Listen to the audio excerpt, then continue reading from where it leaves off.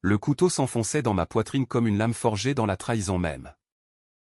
Le sang chaud ruisselant sur ma robe de soie rouge, imprégnant le tissu d'un écarlate qui n'était plus celui du vin de Bordeaux, mais celui de ma faim imminente. Mon frère, ce serpent aux yeux froids, se penchait sur moi. Son sourire tordu par une joie malveillante que je n'avais jamais soupçonnée. Murmurant, c'est fini. Claire. L'entreprise est à nous maintenant. Et dans cet instant suspendu, alors que la douleur irradiait comme un feu liquide dans mes veines, je compris, j'avais été trahi non seulement par le sang, mais par l'héritage même que nous devions partager. Le noir m'engloutit. Un abîme sans fond où les regrets tourbillonnaient comme des feuilles mortes dans un vent d'automne bordelais. Pas de lumière. Pas de tunnel, au juste le vide. Impitoyable. Qui me renvoyait en écho les rires forcés de ce dernier Thanksgiving. Les verres de Château Margaux levés en toast hypocrite. Et la voix de mon père. Grave et définitive, on vend l'entreprise des tués exclus du deal. J'avais chuté dans l'escalier ce soir-là. Poussé par une main invisible. Ou peut-être pas si invisible. Et mon corps brisé avait été balayé sous le tapis familial. Comme un scandale qu'on étouffe avec du vieux millésime. Mais au lieu du néant éternel, une secousse me traversa. Comme si le destin lui-même, ce vieux farceur gaulois, avait décidé de réécrire le script. J'ouvris les yeux au nom dans l'hôpital anonyme où j'aurais dû agoniser. Mais dans le salon lambrissé de notre domaine à Saint-Émilion. 3 jours avant ce funeste Thanksgiving. Le 22 novembre 2025. Le même toast de champagne pétillait dans ma main. Les bulles d'encens sous la lumière tamisée des lustres en cristal baccarat. Mon père, avec son éternel cigare cubain entre les doigts, racontait une anecdote sur le millésime 1982. Et mon frère, Alexandre, me lançait ce regard complice qui, désormais, je le savais, n'était qu'un masque pour sa perfidie. J'avais 28 ans à nouveau. J'étais revenu. Ressuscité dans ma propre chair. Avant le coup fatal. Et cette fois, ce ne serait pas la fin, mais le début de ma vengeance ou une vendange amère, où chaque grappe écrasée serait une âme brisée. Je posai le verre sur la table en acajou, mes doigts tremblants non de peur, mais d'une rage contenue qui bouillonnait comme un merlot trop jeune. Autour de la table, la famille Duval feignait l'harmonie, mon père, Henri, patriarche impitoyable du domaine Duval. Ses cheveux grisonnants impeccablement coiffés. Son costume sur mesure criant la réussite bourgeoise, ma mère. Élise. Silhouette éthérée noyée dans ses perles et ses regrets. Sirotant son porto avec une grâce feinte, et Alexandre. Mon jumeau de 7 minutes, mon aîné. Ce golden boy aux épaules larges et au sourire Colgate. Qui avait toujours été le préféré. Les domestiques glissaient en silence, portant des plateaux d'escargots et de foie gras. Ignorant que ce repas n'était qu'un prélude à l'apocalypse que j'allais déchaîner. Claire, ma chérie, tu sembles distraite ce soir, lança mon père. Ses yeux bleus perçants me transperçant comme s'il devinait déjà l'ombre qui planait. Je souris. Un sourire que j'avais perfectionné dans ma vie antérieure. Celui qui désarmait les soupçons. Juste un mal de tête. Papa. Ces migraines qui reviennent avec le Mistral. Mensonge pieux. En vérité, ma tête bourdonnait des souvenirs, la vente secrète de l'entreprise à un conglomérat suisse. Orchestrée par Alexandre et un notaire corrompu, mon exclusion.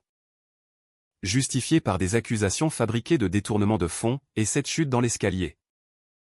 Maquillée en accident après que j'eus confronté Alexandre dans la cave à vin. Où il m'avait avoué, ivre de pouvoir, que j'étais un boulet pour la famille. Je me levai, prétextant un appel urgent de l'œnologue, et me réfugiai dans la bibliothèque adjacente. Ce sanctuaire de livres reliés cuir et de cartes géologiques des vignobles. La porte se referma derrière moi avec un clic sourd. Et là, seul avec mes fantômes, je laissai les larmes couler au nom de faiblesse, mais de catharsis. J'avais tout sacrifié pour le domaine, mes études à l'école du Louvre abandonnées pour gérer les exportations vers Paris et Lyon, mes amours fugaces étouffés par les nuits blanches à trier les barriques, et maintenant, cette seconde chance. Un don empoisonné du ciel ou d'un démon bordelais. Pourquoi moi? Était-ce la malédiction des Duval? Ces vignes maudites plantées au XVIIe siècle sur des terres ensanglantées par les guerres de religion? Peu importait. J'allais transformer ce retour en une symphonie de revanche. Note par note. Jusqu'à ce que leurs empires s'effondrent comme un château de cartes sous un ouragan. Le lendemain matin. Sous un ciel gris ardoise typique de la Gironde en novembre. Je commençai par fouiller. Le domaine s'étendait sur 100 hectares de Cabernet Sauvignon et Merlot. Un joyau familial depuis 1684. Mais ces secrets étaient enfouis plus profonds que les racines des vignes. Dans le bureau de mon père. Verrouillé par un code que je connaissais par cœur à notre année de naissance. 1997. Je dénichai le coffre-fort dissimulé derrière une toile de Chagall. Mes mains, agiles comme celles d'une voleuse de haute volée, firent sauter la combinaison. À l'intérieur, des contrats préliminaires pour la vente. Signés en cachette avec la holding Helvetia S.A. Daté d'août dernier. Et pire, une lettre. Jaunie. Adressée à mon père de la part d'une certaine Margot Lefebvre. Datée de 1996. Henri. Notre fils Alexandre n'est pas de ton épouse. Il est le mien. Si tu veux que le scandale n'éclate pas avant la succession. Mon cœur s'emballa. Alexandre? Imposteur? Pas le fils légitime d'Élise. Mais le bâtard d'une maîtresse? Cela expliquait tout, les faveurs imméritées. L'héritage détourné. Ma mise à l'écart comme une intruse dans ma propre lignée. La trahison n'était pas seulement financière, elle était viscérale. Un mensonge qui avait pourri nos vies comme un mildiou sur les grappes. Je photocopiai le tout avec l'imprimante discrète du bureau. Glissai les originaux à leur place. Et sortis. Le sang pulsant à mes tempes. Le premier acte de ma vengeance, exposer ce secret. Mais pas tout de suite. Non. Je voulais les voir suer. Douter. Implorer. Les jours suivants filèrent dans une brume calculée. Je jouais mon rôle à la perfection, l'héritière dévouée. Assistant aux dégustations avec les acheteurs potentiels. Feignant l'enthousiasme pour les opportunités d'expansion que promettait la vente. Alexandre se mufle. Me tapotait l'épaule en public. Me glissant en privé des remarques acides, tu verras. Claire. C'est pour le mieux. Toi et tes idées romantiques sur le vin. C'est du passé. Si seulement il savait que je revivais déjà notre confrontation fatale. Que j'entendais encore son rire étouffé alors que mon corps dévalait les marches de marbre. Le soir du 24 novembre. Veille de Thanksgiving, cette importation américaine que mon père affectionnait pour son ironie. Un festin d'abondance avant la purge. Je décidai de planter la première graine du doute. Lors du dîner familial. Sous les chandeliers en argent massif. Je levai mon verre de notre cuvée Prestige. Les yeux rivés sur Alexandre. À la famille. Dis-je d'une voix suave. À ceux qui partagent vraiment notre sang. Un silence plana. Rompu seulement par le tintement des fourchettes sur la porcelaine de Limoges. Mon père toussa. Élise pâlit légèrement. Et Alexandre me dévisagea. Un sourcil arqué. Qu'est-ce que tu insinues? Serette? Je souris. Ange déchu. Rien. Juste un toast. Mais souviens-toi. Les vignes gardent leurs secrets. Jusqu'à la vendange. Cette nuit-là. Seul dans ma chambre au mur tapissé de soie provençale. Je traçais mon plan sur un carnet relié cuir. Étape 1. Saboter les négociations avec Helvetia. En semant des rumeurs de contamination au mildiou dans les cercles énologiques parisiens. Étape 2. Confronter Élise. La faire craquer sur l'adultère de mon père. Enregistrer ses aveux pour un futur chantage. Étape 3. Alexandre paiera le plus cher une chute. Mais pas la mienne cette fois. Et mon père? Il verrait son empire s'effondrer. Vendange après vendange. Jusqu'à ce qu'il m'en dît mon pardon. Mais le pardon? Ce luxe était réservé aux faibles. J'étais revenu des morts, désormais. J'étais la faucheuse en talons aiguilles Louboutin. Le 25 novembre arriva. Ce jour maudit recyclé en armes. Le salon bruissait de rires forcés. Les invités aux cousins éloignés. Avocats. Et ce notaire visqueux. Maître Bertrand sirotait leurs apéritifs. Mon père. Au centre de la pièce comme un roi sur son trône. Tapa dans ses mains pour attirer l'attention. Mes chers amis. Famille. Avant le festin.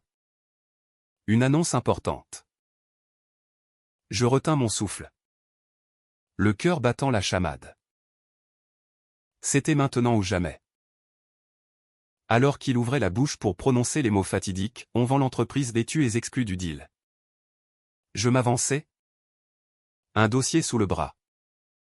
La lettre de Margot flamboyant dans mon esprit comme un phare dans la tempête. Attends. Papa. Dis-je d'une voix qui claqua comme un fouet. Avant que tu parles de deals. Parlons de vérités enterrées. Les regards se tournèrent vers moi. Incrédule. Alexandre blêmit. Élise porta une main à sa gorge. Je sortis la photocopie.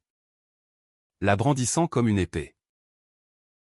1996. Margot Lefebvre. Un fils qui n'est pas le tien. Henri. Ou devrais-je dire? Pas celui d'Élise. Un hoquet collectif. Mon père chancela. Son cigare tombant au sol en une gerbe d'étincelles. Claire. Qu'est-ce que? Mais je ne m'arrêtais pas. Et la vente? Signée dans ton dos. Alexandre? Avec des clauses qui me déshéritent pour un détournement et que tu as fabriqué? J'ai les preuves. Les emails? Les virements occultes vers ton compte offshore à Genève. Le chaos éclata comme une bouteille de champagne mal bouchée. Élise s'effondra en sanglots.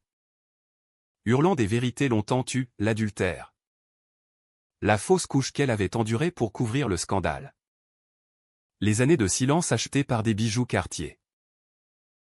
Alexandre bondit. Me agrippant le bras. Ses ongles s'enfonçant dans ma chair. Espèce de salope. Tu vas regretter ça. Je le repoussai. Riant un rire froid. Libérateur. Regretter? J'ai déjà vécu la fin. Frère. Ta main sur mon dos dans l'escalier. Le couteau que tu as glissé dans ma robe après m'avoir drogué au dîner. Mais cette fois. C'est toi qui tomberas. La police fut appelée au nom par moi. Mais par maître Bertrand. Paniqué face au scandale imminent. Les menottes cliquetèrent autour des poignets d'Alexandre tandis qu'il jurait. Écumant. Promettant de me détruire. Mon père. Brisé. S'effondra dans un fauteuil. Marmonnant des excuses incohérentes. C'était pour protéger l'héritage. Pour nous tous. Je m'agenouillai près de lui. Ma voix un murmure venimeux. L'héritage? C'était le mien. Papa. Et maintenant? Il est à moi. Seul. Les jours qui suivirent cette explosion de Thanksgiving furent un tourbillon de fureur légale et de murmures dans les couloirs du palais de justice de Bordeaux. Alexandre fut inculpé pour tentative de meurtre, les preuves que j'avais accumulées dans ma vie antérieure, ravivées par cette seconde chance, étaient accablantes, les analyses toxicologiques que j'avais anticipées en sabotant son alibi, les témoignages de domestiques que j'avais briefés en secret. Il hurla son innocence depuis sa cellule. Mais les juges, ces gardiens impassibles de la République, virent clair dans son jeu. Mon père, lui, sombra dans un silence catatonique, son empire vacillant sous le poids des révélations.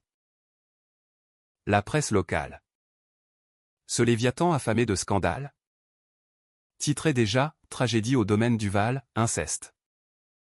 Trahison et un fantôme familial, oh !» Comme j'adorais cette ironie. Moi qui étais littéralement un fantôme revenu hanter les vivants. Je pris les rênes avec une efficacité chirurgicale. En tant qu'héritière légitime la seule.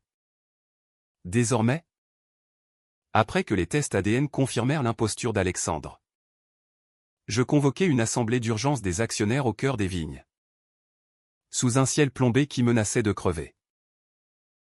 Les anciens employés, ces vignerons burinés par le soleil et le chagrin, me regardèrent avec un mélange d'espoir et de suspicion. Madame Claire, murmura le chef de culture. Pierre, ses mains calleuses serrant son béret. Votre frère. Il nous avait promis des salaires doublés avec la vente. Je hochai la tête.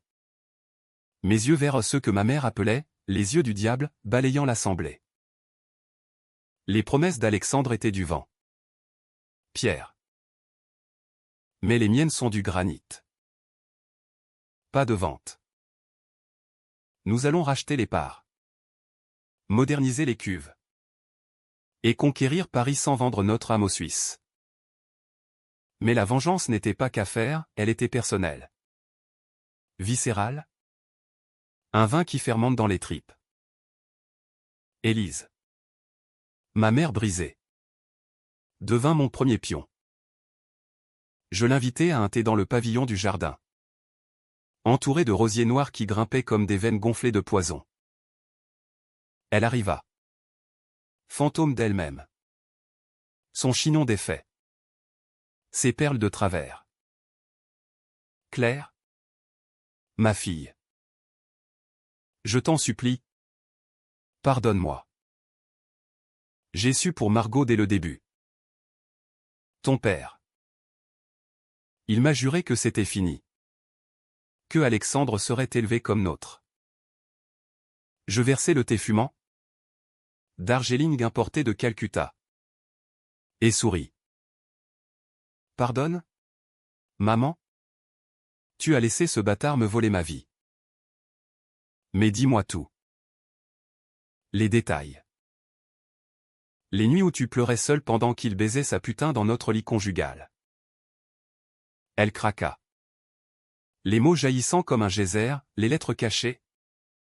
Les voyages d'affaires qui n'en étaient pas. Le chèque de 100 000 € pour faire taire Margot. J'enregistrais. Bien sûr. Mon téléphone dissimulé dans les plis de ma jupe plissée. Ce serait mon atout pour la suite, un divorce retentissant qui ruinerait Henri financièrement. Pourtant, au milieu de cette toile d'araignée que je tissais, un doute s'insinua. Venimeux comme une piqûre de vipère. Pourquoi ce retour? Était-ce vraiment le destin? Ou une hallucination née de mon agonie? Les nuits. Je revivais la chute, le vertige des marches. Le craquement de mes os. Le goût métallique du sang. Et parfois, dans le miroir de ma coiffeuse en acajou, je voyais non mon reflet, mais une ombre fugace ou une femme plus âgée. couturés de cicatrices. Qui murmurait, finis-les tous. Était-ce moi futur? Ou un spectre? Je chassais ces pensées, me concentrant sur le plan. Étape suivante, infiltrer le réseau d'Alexandre. Il avait des alliés. Ces requins de la finance parisienne qui lapent le Bordeaux comme du petit lait. Et je devais les retourner. Je montais à la capitale en TGV. Ce serpent d'acier filant à travers la campagne nantaise. Mon laptop ouvert sur des emails piratés à un petit hack via un freelance anonyme sur le dark web. Payé en crypto pour discrétion. À Paris. Sous la pluie fine qui rendait les pavés glissants comme des mensonges. Je rencontrai Julien Moreau, l'associé d'Alexandre chez Helvetia. Dans un café du Marais au mur couvert de graffitis littéraires. Il était charmant. Ce loup en costume Armani. Avec ses lunettes à monture d'écaille et son accent du sud-ouest adouci par des années de salon mondain. Madame Duval? Quel plaisir. Votre frère m'avait prévenu que vous étiez imprévisible. Je ris. Un rire de gorge qui fit teinter les tasses. Imprévisible? Dites plutôt vengeresse. J'ai annulé la vente. Julien. Mais j'offre une contre-proposition, 10% de nos actions pour votre silence sur les magouilles d'Alexandre. Et un bonus, des infos sur ses comptes sales. Il hésita. Ses doigts tambourinant sur la table en marbre. Et si je refuse? Je glissai une clé USB discrète vers lui. Écoutez ça d'abord. L'enregistrement d'Élise. Ses aveux larmoyants. Ses yeux s'écarquillèrent. Merde. Claire. Vous jouez dur. La vie est un jeu dur. Julien. Et j'ai déjà perdu une fois. Il signa. Scellant le pacte d'un hochement de tête. En rentrant à Bordeaux. Je me sentis invincible. Le vent du Médoc fouettant mon visage par la fenêtre du train. Mais l'invincibilité est une illusion. Et bientôt, les fissures apparurent. De retour au domaine. Mon père m'attendait dans la cave à vin. Ce labyrinthe souterrain où les barriques ronronnent comme des chats repus. L'air était lourd d'humidité et d'arômes de tanin. Un parfum de terre et de pourriture noble. Il était assis sur une caisse de chêne. Vieilli comme lui. Un verre de notre 2005 à la main. Claire. Assieds-toi. Nous devons parler. Sa voix était rauque. Brisée par les cigarettes et les remords. Je m'exécutais, mais gardais mes distances. Comme un chasseur face à une proie blessée. Parler? De quoi? Papa? De comment tu as laissé ton bâtard me poignarder? Ou de la vente qui m'aurait laissé mendier dans les rues de Pessac? Il avala une gorgée. Ses yeux humides reflétant les flammes vacillantes des torches murales. J'ai toujours su pour Alexandre. Mais je l'aimais comme le mien. Et toi? Tu étais si rebelle. Si idéaliste. J'ai cru que la vendre te protégerait du poids. Je bondis. La rage me submergeant. Me protéger? En me jetant au loup? Tu sais ce qu'il m'a fait. N'est-ce pas? La drogue dans mon vin. La chute. Il hocha la tête. Lentement. Il m'a confessé. Après ton accident. Il paniquait. Disait que tu allais tout révéler. J'ai couvert. Claire. Pour l'entreprise. Pour nous. Une confession. Mais pas une rédemption. Je sortis mon téléphone. Activant l'enregistrement. Répète ça pour la cour. Papa. Ou je te laisse pourrir avec lui.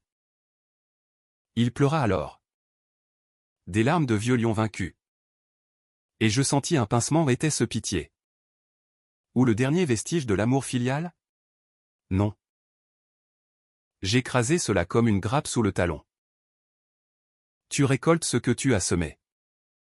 Henri. Et la moisson sera sanglante. Je le laissai là. Dans l'obscurité. Et remontai vers la lumière. Le cœur plus dur que le silex des sols bordelais. Pourtant. Cette nuit. Le doute revint. Plus insidieux. Dans mes rêves. Je revis la mort, non la chute. Mais une autre fin. Alternative. Alexandre ne me tuant pas. Mais moi. Le tuant. Dans une crise de folie post-révélation. Et cette ombre dans le miroir riait, tu es comme eux. Claire.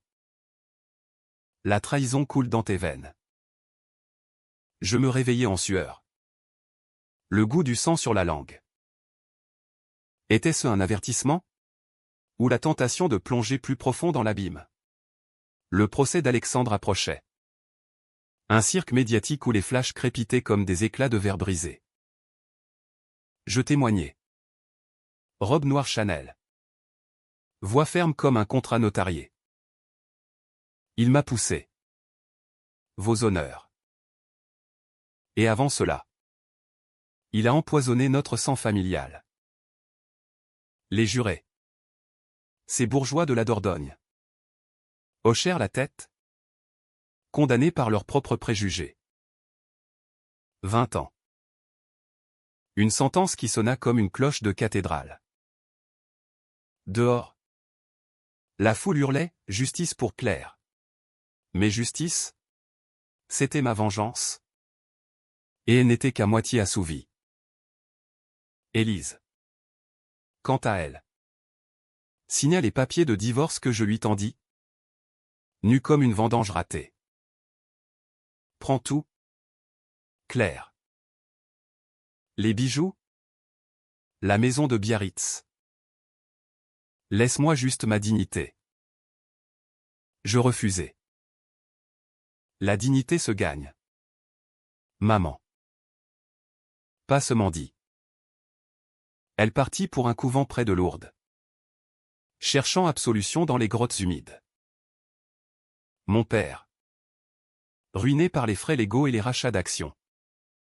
Devint un ombre errante dans le domaine. Taillant les vignes à la main pour expier.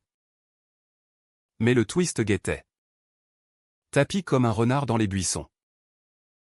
Une lettre anonyme glissa sous ma porte un matin de décembre. Sous la première neige rare de Bordeaux. Tu crois avoir gagné? Margot Lefebvre n'est pas morte. Et Alexandre n'est pas le seul secret. Demande à ton père qui est vraiment ta mère. Mon sang se glaça. Une nouvelle vendange de mensonges? Je convoquai Henri. Le confrontant dans la salle à manger. Où les fantômes de Thanksgiving planaient encore. Qui suis-je? Papa? Dis-le-moi. Ou je te jette à la rue comme un millésime aigre. Il s'effondra. Confessant d'une voix chevrotante, ta mère. Élise n'est pas ta mère biologique. C'est Margot. J'ai échangé les enfants à la naissance pour couvrir l'adultère. Tu es la bâtarde. Claire. La vraie. Le monde bascula. Moi. Fruit du péché? La trahison n'était pas contre moi, j'étais la trahison incarnée. Rage ou révélation? Je ris. Hystérique. La vengeance prenait un tour inattendu où je n'étais pas la victime. Mais le miroir de leur vice. Et maintenant? Avec ce savoir. Je pouvais tout détruire. Ou reconstruire sur les ruines. Cette révélation me frappa comme un coup de boutoir dans une barrique trop pleine. Éclaboussant mon âme d'un vin âpre. Indélébile. Moi. Claire Duval? Bâtarde de Margot Lefebvre. Échangée comme une marchandise défectueuse dans les langes d'un hôpital bordelais en 1997. Élise. Cette ombre élégante que j'avais haïe pour sa passivité n'était qu'une doublure. Une mère par procuration dans une comédie cruelle. Et Alexandre. Mon frère. Mais en vérité, mon demi-frère du même ventre adultérin. Le sang? Ce lien maudit nous liait plus étroitement que je ne l'avais imaginé. Je passais la nuit à errer dans les vignes gelées. Le givre craquant sous mes bottes Hermès.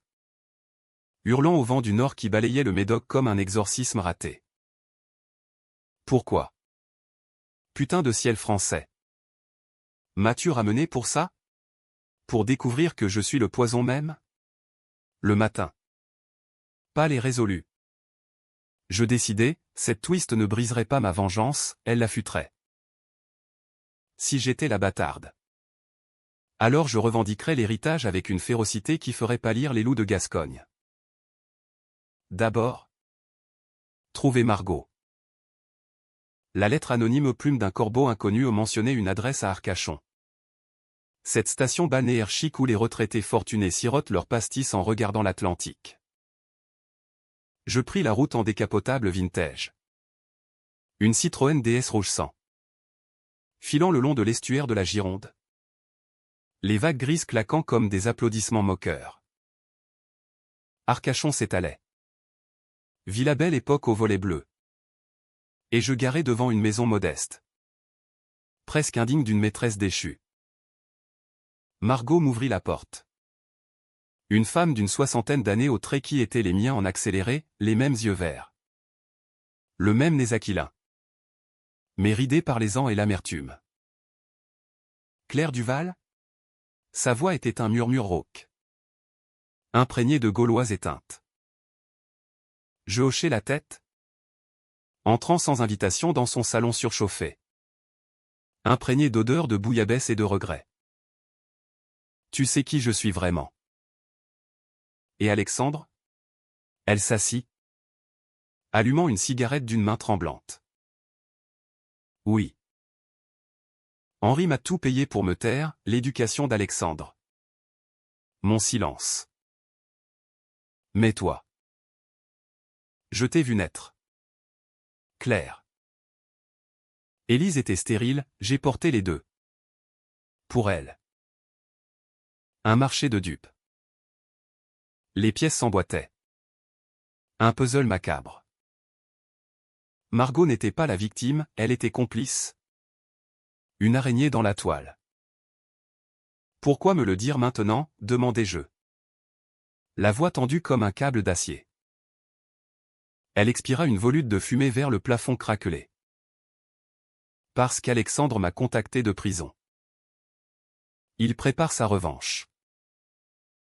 Des preuves falsifiées pour te faire passer pour la folle? La meurtrière potentielle. Il sait pour le retour. Non. Pour ta résurrection imaginaire. Il croit que tu fabules. Mais il a peur. Peur? Mon frère? Se lâche? Craignait le fantôme que j'étais. Je ris. Un son qui fit sursauter les mouches sur la fenêtre. Laisse-le venir. Je suis prête. De retour au domaine. Je fortifiais mes défenses, caméras cachées dans les caves. Un avocat parisien véreux pour contre-attaquer les rumeurs. Et un réseau d'espions parmi les vendangeurs. Loyaux à moi depuis l'enfance. Mon père.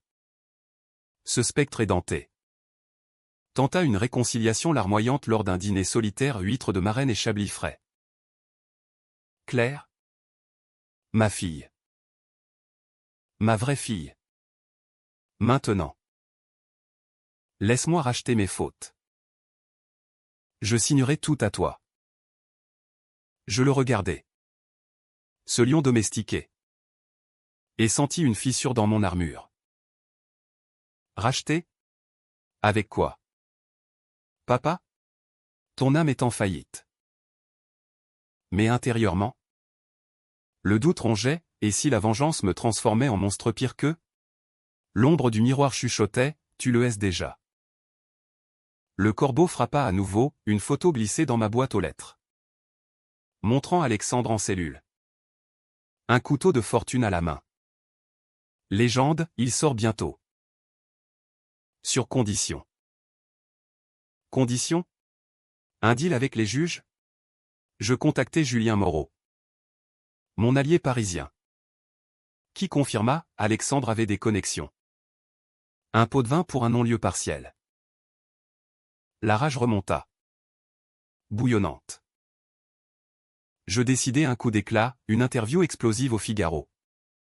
Titré, La bâtarde de Bordeaux, mon combat pour l'héritage du Val. Les mots coulaient. Venimeux, trahison familiale. Secret d'alcôve. Une mère vendue pour un domaine. La France entière s'enflamma. Des débats télévisés sur CNews aux chroniques acerbes de Libération. Claire Duval? Héroïne ou vendetta ambulante? Clamait-on. Gagné, Alexandre était grillé. Son deal éventé par l'opinion publique. Mais le backlash vint. Rapide comme un Mistral. Des menaces anonymes, tu paieras pour Élise. Gravées sur ma portière. Et pire. Une visite d'un inspecteur de police. Un certain Lemoine. Moustache cirée et yeux suspicieux. Mademoiselle Duval. Des allégations de manipulation de preuves. Votre résurrection et ses détails sur votre mort que vous n'auriez pas pu savoir. Ça sent le faux témoignage. Je souris. Sereine. Inspecteur. Les fantômes ne mentent pas. Mais si vous voulez la vérité, fouillez les contes d'Alexandre. Vous y trouverez de quoi remplir un roman de Simenon. Il partit. Dubitatif. Mais je savais, les rouages de la justice française. Lent comme un élevage en fût. Finirait par broyer le bon os. La tension culmina lors d'une dégustation publique au domaine. Un événement mondain pour relancer les ventes post-scandale. Les invités affluaient, critiques du guide Hachette. Influenceurs parisiens en Loro Piana. Et tapis dans l'ombre. Alexandre libéré sous caution. Son costume froissé masquant une rage animale. Je le vis approcher, verre en main. Son sourire carnassier de requin. Serette, susurra-t-il. Tu as bien joué. Mais le jeu n'est pas fini. Margot t'a tout dit. Nous sommes du même sang pourri. Je levai mon verre de notre cuvée et révélation. Un merlot corsé. Du même sang? Oui. Mais le mien fermente en poison pour toi. Il attaqua verbalement, murmurant des insanités sur notre histoire commune et des rumeurs d'inceste fabriquées pour me salir. Les invités murmurèrent. Les flashs crépitèrent. Je ripostai. Voix amplifiée par le micro, mesdames. Messieurs. Voici l'homme qui a tenté de me tuer. Et qui ment sur notre lignée pour se sauver. Le chaos, crie. Bousculade. Et Alexandre bondissant pour m'égarer la gorge. Les vigiles mes hommes l'immobilisèrent. Tandis que la foule hurlait. Police encore. Menottes de nouveau. Mais dans la mêlée. Une coupure, son ongle griffa mon cou. Un filet de sang perlant. Pas fatal. Mais symbolique. Comme ma mort passée. Cette nuit. Soigné par un médecin de famille. Je confrontai l'ombre dans le miroir. Qui es-tu, murmurai-je. Et pour la première fois. Elle répondit au nom en mots. Mais en vision, moi. Dans une vie alternative. Tuant Alexandre de mes mains. Puis mon père. Sombrant en folie. Choisi. Claire. Vengeance totale. Ou quoi? Pardon? Absurde. Mais le Cid était planté. Le printemps 2026 déferla sur Bordeaux comme une vague de rédemption tardive. Les bourgeons éclatant sur les sarments avec une insolence qui moquait mes tourments intérieurs.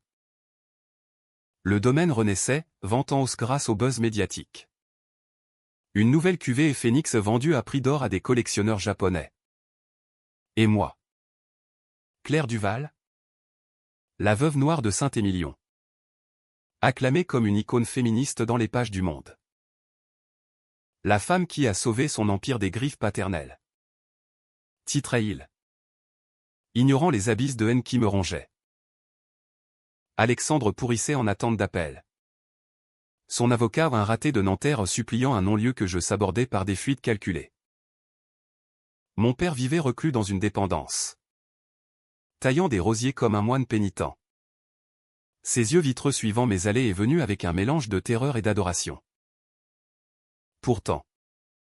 La vengeance? Ce vin capiteux. Me grisait autant qu'il m'empoisonnait. Margot devint une présence constante. Invitée au domaine pour réparer nos liens. Elle arriva un après-midi d'avril. Panier de fraises des bois à la main.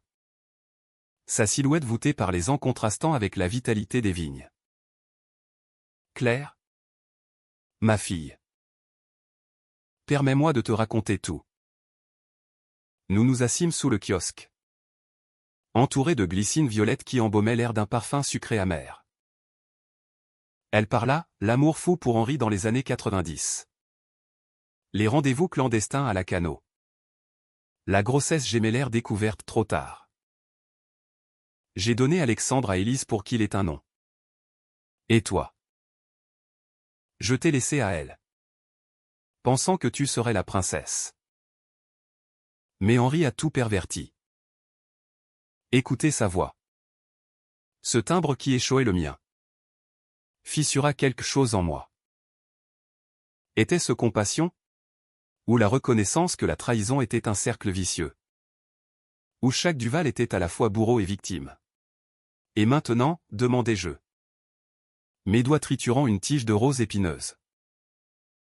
Aide-moi à finir ça. Contre Alexandre. Qui prépare son évasion. Elle hocha la tête. Yeux brillants. Ensemble.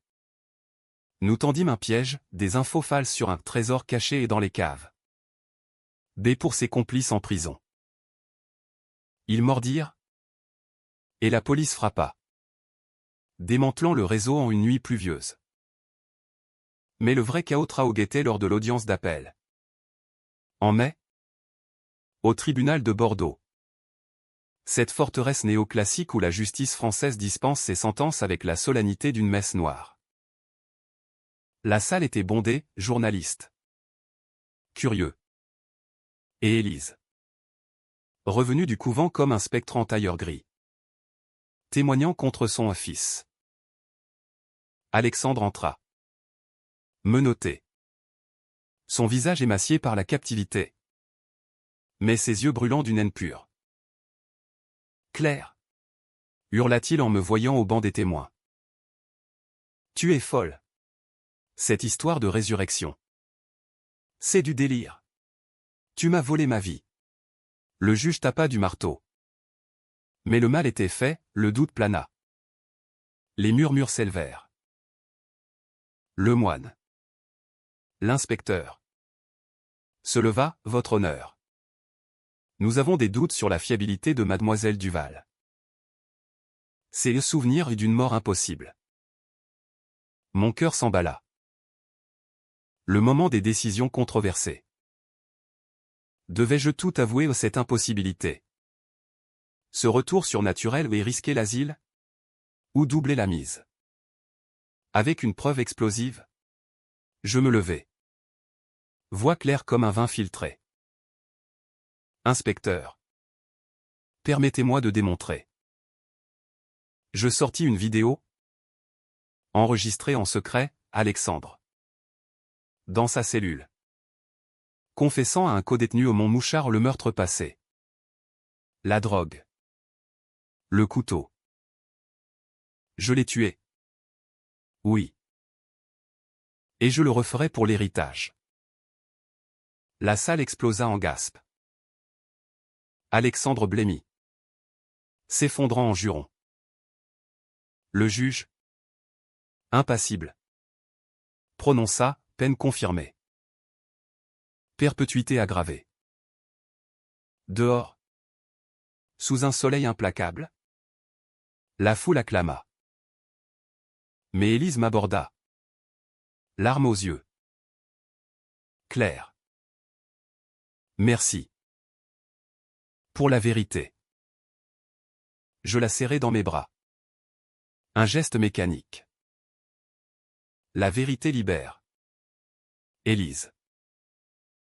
Ou détruit. Mon père. Présent incognito. S'approcha ensuite. Un bouquet de vignes fanées à la main. Fille. Laisse-moi revenir. Travailler pour toi. La décision controversée, le pardonner? Le briser? Je choisis le milieu gris, tu travailles? Papa. Comme ouvrier. Pas d'héritage. Gagne ta place. Il accepta. Tête basse. Un Sisyphée moderne roulant son rocher de honte. Pourtant. La nuit venue. L'ombre revint. Plus insistante. Dans un rêve. Elle me montra l'alternative, moi. Assassinant Alexandre en prison. Un scandale qui me couronnerait reine des ruines. Choisis la destruction totale. Susurrait-elle. Je me réveillai. En sueur. Et composai le numéro de Margot. Viens. On finit ça ensemble. Elle arriva à l'aube. Et nous descendîmes dans la cave. Lieu du crime originel. Là. Au milieu des barriques. Je confrontai mon reflet intérieur. Si je suis le monstre. Alors que la vengeance s'achève en bic ACH. Mais Margot posa une main sur mon épaule. Ou en renaissance vraie. Laisse tomber le couteau. Claire. Vie. Le twist final frappa comme la foudre en fouillant les vieux papiers de la cave. Nous découvrîmes une lettre de 1684. Fondateur du domaine, un ancêtre maudit par une sorcière pour trahison amoureuse. Condamné à des retours éternels jusqu'à ce que le sang se purifie par le pardon. Était-ce cela? Mon retour? Pas un don. Mais une malédiction familiale? Alexandre? En cellule? Avait-il été visité pareillement? La boucle se fermait. Tentaculaire. L'été 2026 enveloppa le domaine du Val d'une chaleur languide. Les raisins gonflant comme des secrets trop lourds à porter. Prêts à éclater sous la pression de la vendange. J'avais gagné haut sur le papier, Alexandre incarcéré à vie.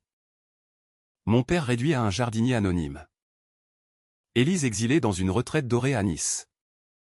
Margot installée comme consultante énologique. Sa présence un baume amer sur mes plaies. Le domaine prospérait. Exportation vers New York et Tokyo. Une ligne de vin bio et liberté qui file à une de Decanter. Moi. Claire. J'étais la phénix.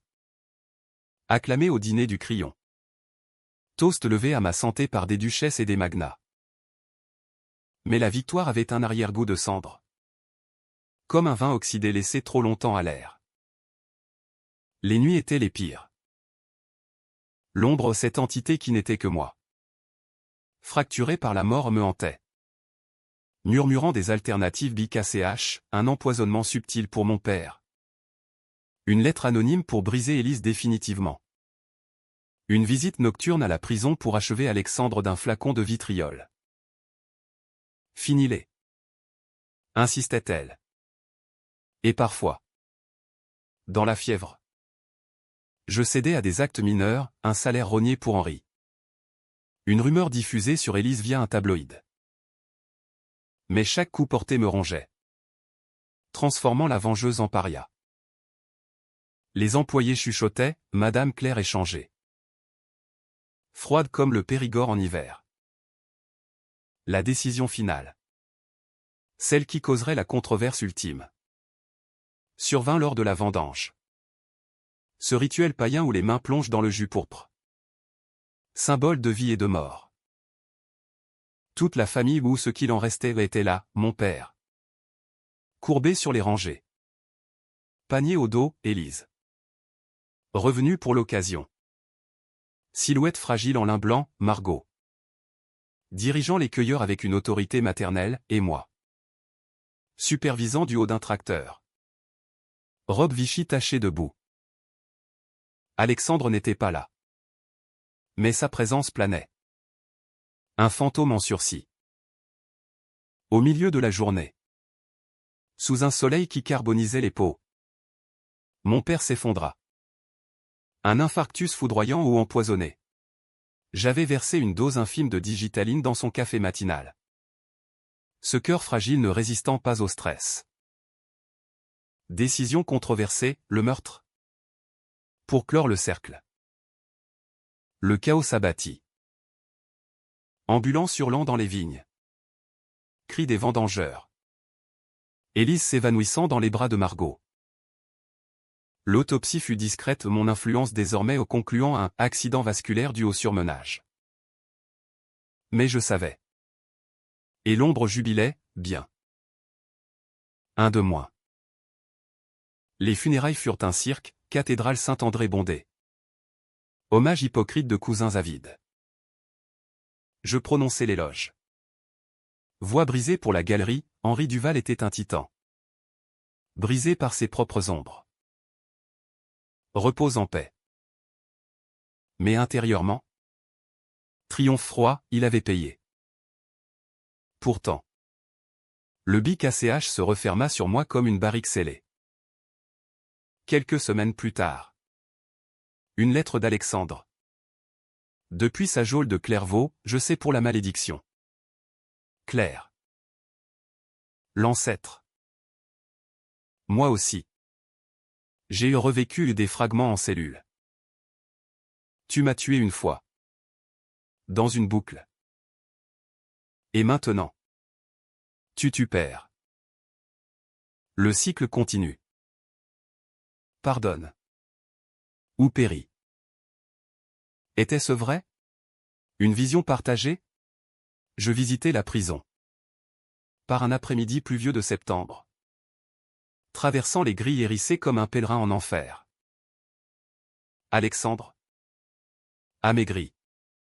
Me fixait à travers la vitre. Yeux miroir des miens. Serette. Ou devrais-je dire? Jumelle de malheur? Laisse tomber. Sinon, tu deviendras le monstre que papa était. Les mots me transpercèrent. Dans cette salle grise. Odeur de désinfectant et de désespoir. Je vis clair, la vengeance n'avait pas libéré, elle avait enchaîné. Je déchirai le contrat invisible. Murmurant, peut-être. Mais trop tard pour toi. Dehors. Je rentrai. Et convoquai Élise et Margot. C'est fini. Le domaine est à nous quatre ou ce qu'il reste. Pas de plus de sang. Elles pleurèrent. Un câlin maladroit scellant la paix fragile.